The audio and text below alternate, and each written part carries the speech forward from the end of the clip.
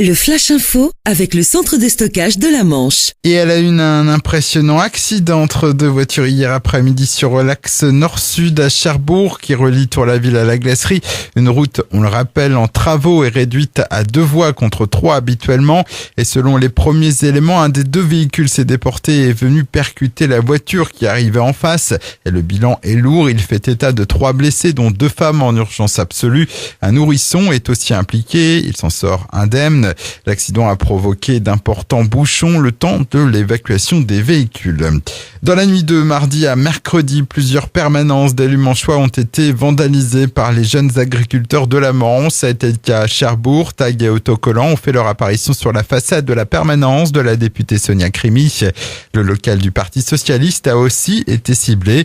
À Saint-Lô, celle des députés Philippe Gosselin et du sénateur Jean Bizet ont été taguées et recouvertes de messages de colère. Le bac 2018 approche à grands pas. La première épreuve commence à lundi prochain avec la traditionnelle philosophie. Des épreuves qui dureront jusqu'au 25 juin. En Normandie, il y a 36 964 candidats. Le plus jeune est âgé de 15 ans, le plus vieux 66 ans. Attention, si vous devez refaire votre carte d'identité, la commune de La Hague informe qu'à partir du mardi 19 juin, toute demande de titre d'identité, que ce soit passeport ou carte nationale d'identité, s'effectueront uniquement à l'accueil de la mairie de La Hague, aux 8 rue des Taux-Hagues à Beaumont.